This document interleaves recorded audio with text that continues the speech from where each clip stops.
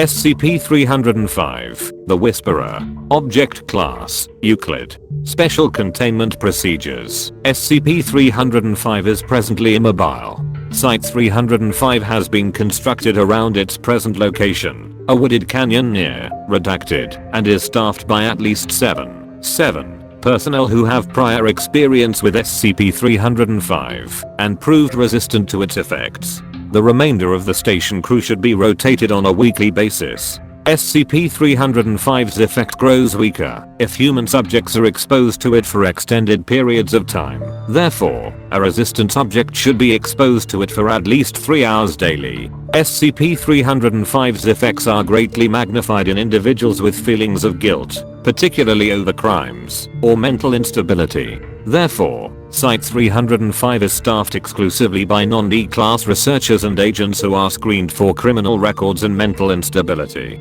Any personnel who begin to hear whispered compliments must be transferred out immediately. If symptoms persist after removal, frontal lobotomy, data expunged. The actual containment chamber of SCP-305 is constructed of standard materials and offset from the rest of the station by a 5-meter buffer zone to protect normal staff from the worst of SCP-305's effects. Site-305 broadcasts a constant status normal signal to Site-19. If Site-305 becomes compromised during a containment breach, this signal will cease, and a heavily armed containment team will immediately be dispatched to the location. Instances of SCP-305-1 are extremely dangerous and should be terminated on site without attempting containment. As of data expunged/2000 data expunged, all attempts to extract samples from SCP-305 for study are forbidden. See Addendum 305-1. Description: SCP-305 is a rock formation of approximately humanoid size and shape. Remote recordings of SCP-305 show that it remains stationary at all times, even when interacting with human subjects. When viewed by a sentient observer, SCP-305 appears to be a mobile, animate humanoid of indeterminate sex. This manifestation is formed of cracked rock similar to SCP-305's physical form, and while it is faceless, subjects report that the cracks all over SCP-305's surface begin to resemble human lips and ears as it moves. Human subjects who make visual contact with this manifestation hear whispering voices, although recording equipment in the area picks up nothing, and the phenomenon is observed even in subjects who are deaf from birth. SCP-305 will initially ingratiate itself with the subject by whispering compliments. During this phase, the subject experiences feelings of friendliness and trust toward SCP-305. These sensations seem unrelated to the actual content of the compliments, which ranges from "often nonsensical and disturbing." A short list of reported compliments is included. "You have beautiful eye sockets." Redacted: "Every one of your fingers, your neck appears unusually flexible."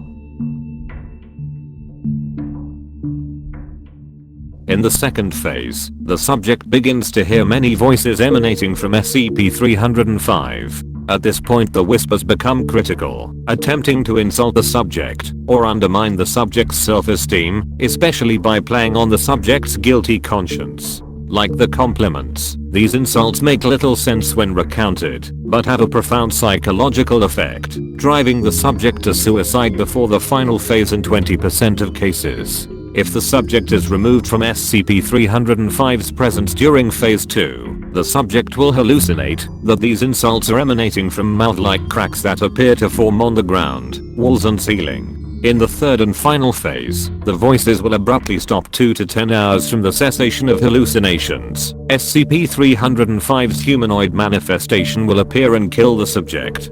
Causes of death are varied, but include severe cardiac infarct, muscle spasm leading to severing of the spinal column, diaphragm paralysis, and redacted. A subject who dies of any cause after the beginning of the second phase, data expunged, followed by the emergence of an instance of SCP-305-1 from the corpse. SCP-305-1 a humanoid slightly smaller than SCP-305 itself.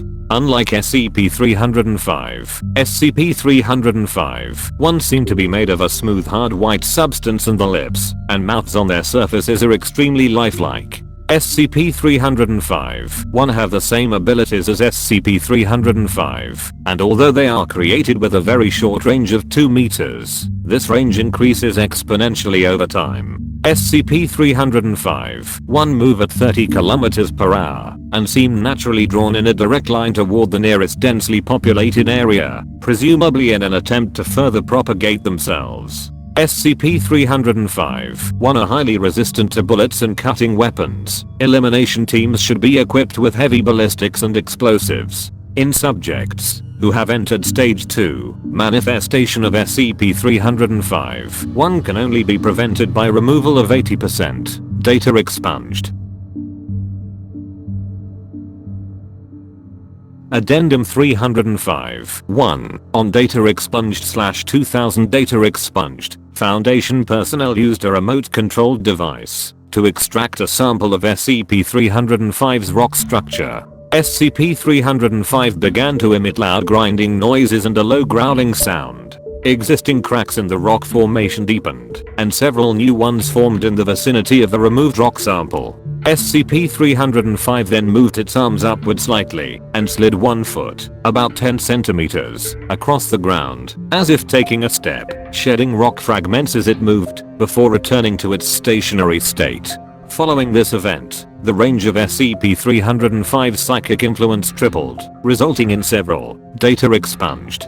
Sample proved to be ordinary sedimentary rock, consistent with the surrounding area. Follow-up X-ray scans of the formation itself reveal the presence of redacted, suggesting that the rock formation may actually be an imprisoned instance of data expunged. Upgrade to Keta requested, pending.